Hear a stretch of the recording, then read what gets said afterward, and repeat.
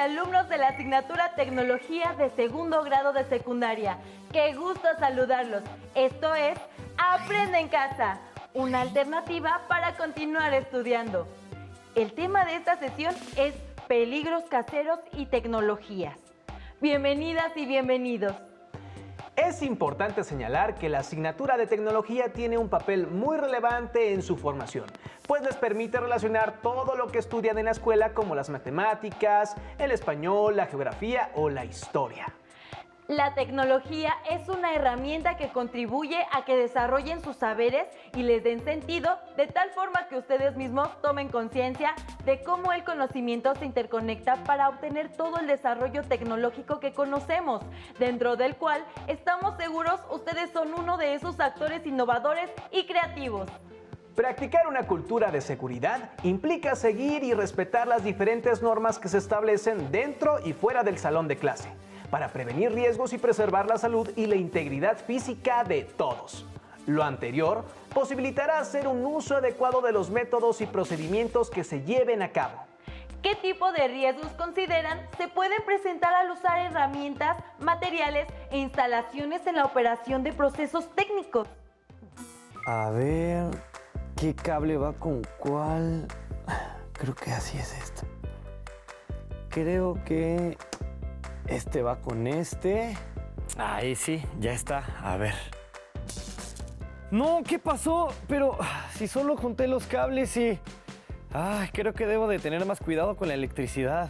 ¿Sabes cuáles son las precauciones que debemos de tomar al usar la energía eléctrica?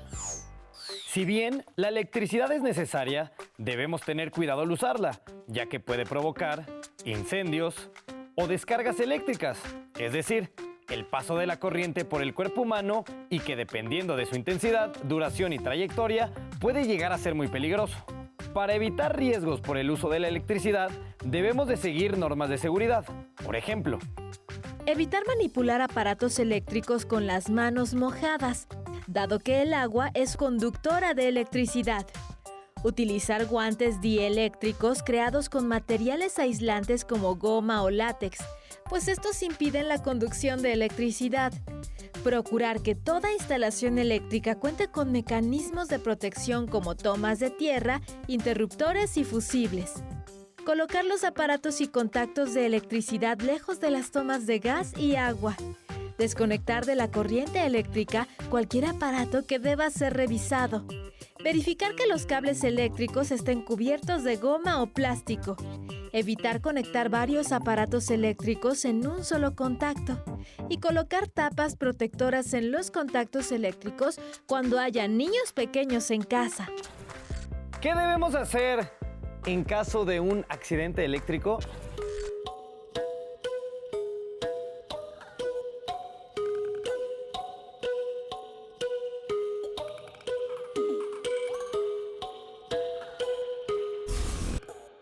Ante un accidente eléctrico debemos llamar al servicio de emergencia 911 o bien a la Cruz Roja Mexicana.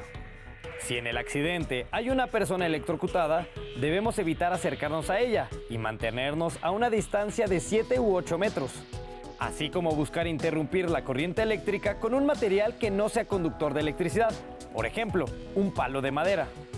Una vez que no haya riesgos, el especialista en primeros auxilios empleará un objeto no conductor para tocar a la persona accidentada y revisar su estado de conciencia, dado que un accidente de este tipo puede alterar el ritmo cardíaco o provocar un paro respiratorio.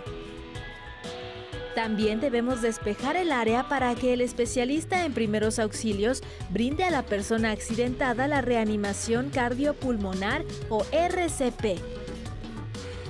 Una vez que logre reanimarla, este especialista evitará que la persona se enfríe y le colocará gasas estériles en las zonas quemadas. Y por último, la trasladará a un centro de salud.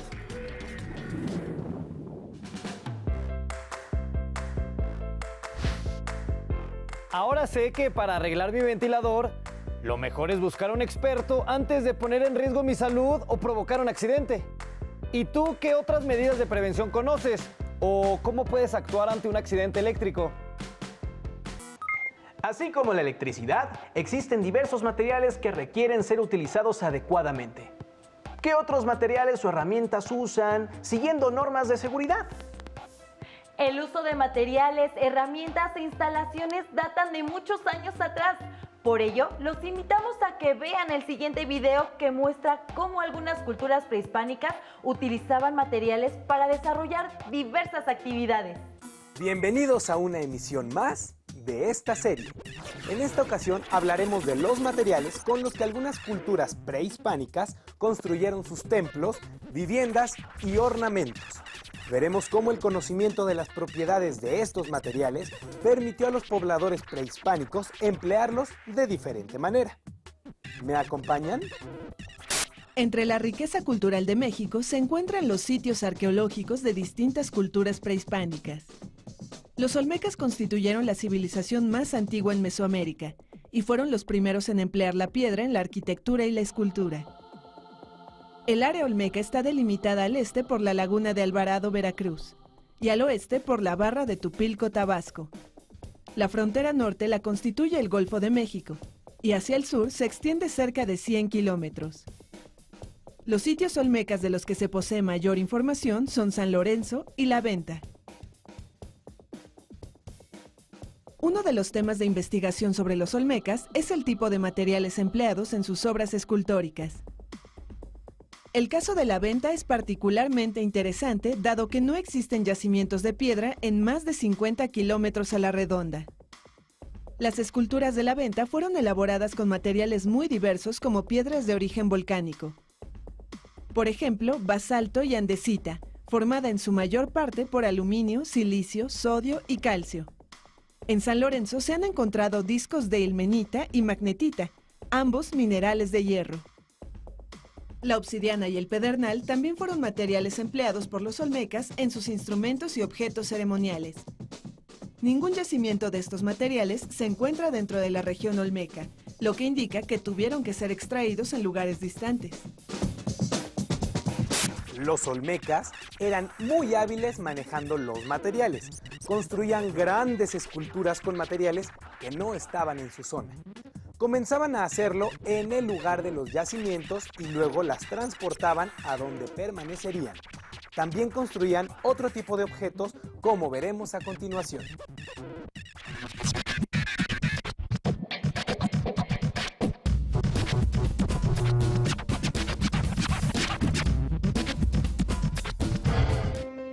La ilmenita es un tipo de roca muy dura debido a su origen volcánico. Recientemente, en la zona de San Lorenzo se han encontrado silbatos prehispánicos hechos con esta piedra. Las piezas se encuentran actualmente resguardadas por el Instituto Nacional de Antropología e Historia. Una de las hipótesis de los arqueólogos es que para la elaboración de estos artefactos, los olmecas se valieron de un arco de vara. Dicho arco sostenía de un extremo a otro un cordón que servía para enredar un palo rígido. En un extremo del palo colocaban una punta elaborada de un material de mayor dureza o semejante a la de la ilmenita. También hay evidencias del uso de polvo de cuarzo y arena de mar como abrasivo sobre la piedra al perforar. ¿Qué les parece? Con materiales como un arco, un palo y material abrasivo, eran capaces de perforar algo tan duro como la ilmenita. ¿Y qué materiales utilizaban para construir sus casas y templos? Acompáñenme a revisar unos ejemplos. Un edificio típico olmeca consistía en una construcción de materiales como el barro, postes de madera, paredes de carrizo repelladas con lodo, techos de palma y pisos de tierra apisonada. El complejo A es el grupo arquitectónico más pequeño del sitio de La Venta. En este conjunto fueron encontradas ofrendas masivas. Se trata de construcciones subterráneas en donde fueron colocados mosaicos que se cubrieron con arenas de diferentes colores, sobre los cuales se construyó un montículo de adobe. En otros complejos se han encontrado evidencias de cuerpos escalonados adosados con piedra caliza. En la plataforma más grande del sitio se localizaron remanentes de un sistema de distribución de agua construido con piedras labradas en forma de U y unidas con chapopote. En resumen, la diversidad de los materiales utilizados por los olmecas abarcaba la extracción y el corte de piedras volcánicas como el basalto. el empleo de materiales locales como el barro, la palma y el carrizo, e incluso el chapopote.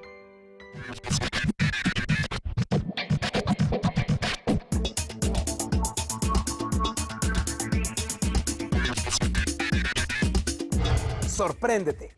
Los olmecas fueron los primeros mesoamericanos en recoger y procesar el petróleo que brotaba de los yacimientos naturales. Se han encontrado pruebas de que el chapopote era usado para sellar acueductos de basalto y las embarcaciones, así como en la decoración de figurillas y en mangos de cuchillos. Para procesarlo, los olmecas calentaban una mezcla de chapopote, pasto, palmas y olotes. La dejaban secar y guardaban los trozos.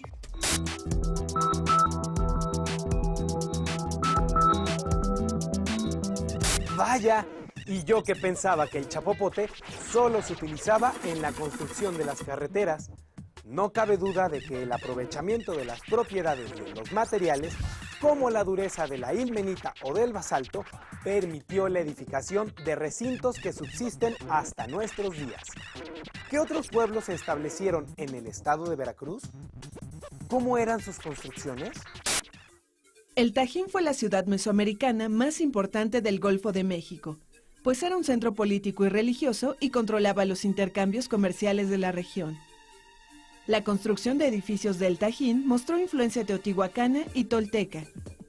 El edificio más famoso del Tajín es sin duda la Pirámide de los Nichos. El estilo arquitectónico característico del Tajín son los nichos, que se emplean en las fachadas de algunas construcciones. Los taludes de diferentes cuerpos arrancan de un solo nivel, confiriéndole al muro una gran solidez. Para construir Tajín el Chico, los arquitectos prehispánicos usaron grandes lajas apoyadas horizontalmente. Para unirlas, utilizaban una mezcla de arena, grava y cal. Al hablar de técnicas de construcción, no puede dejar de mencionarse el uso del colado, como es el caso del edificio A de Tajín el Chico, en donde se han encontrado los restos de un grueso techo de argamasa que fue colado de una sola pieza. Esta argamasa se logró al mezclarse arena con piedra pómez, concha marina y fragmentos de cerámica.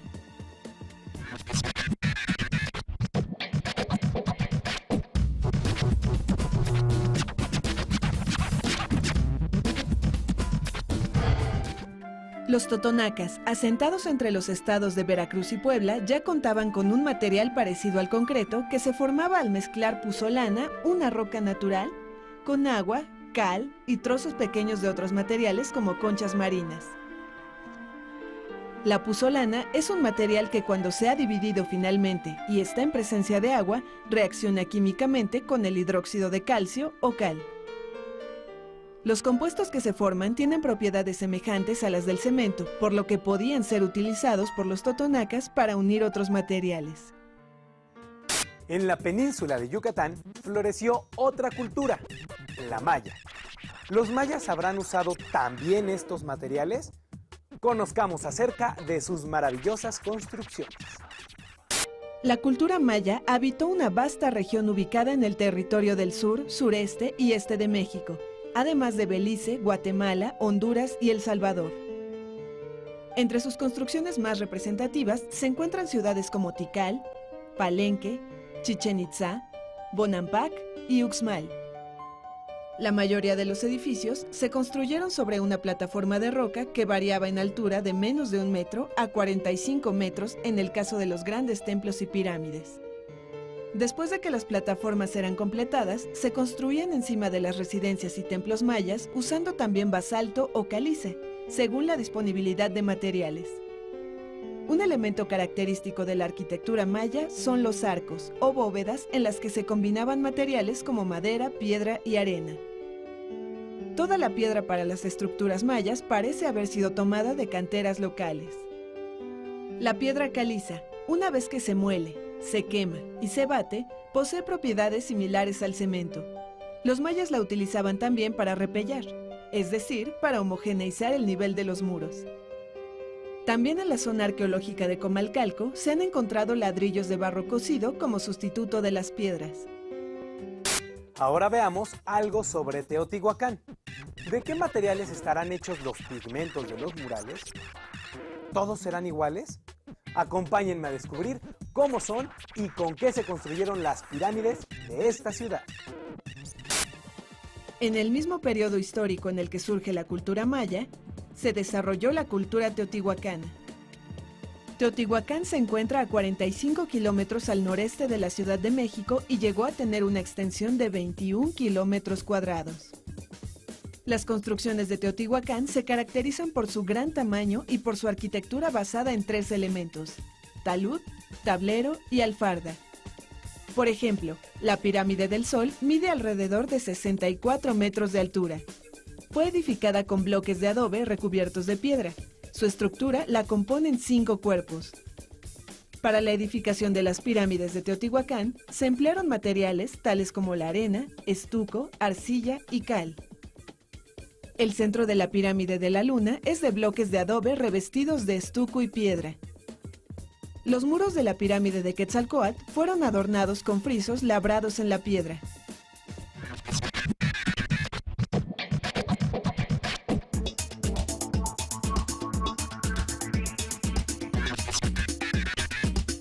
¡Sorpréndete! Diversos laboratorios químicos analizan los materiales con que se pintaron los murales de los sitios arqueológicos para conocer su origen, antigüedad, composición y el proceso de utilización. Con ello, contribuyen al rescate y restauración de monumentos prehispánicos, coloniales y modernos. Por ejemplo, al analizar las pinturas murales de Teotihuacán, se ha descubierto la presencia de mucílago o baba de nopal.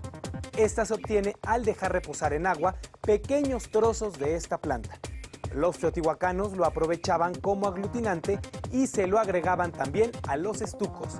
Lo utilizaban en la preparación de mezclas para blanquear paredes y fachadas, de tal manera que éstas adquirían cierta dureza e impermeabilidad.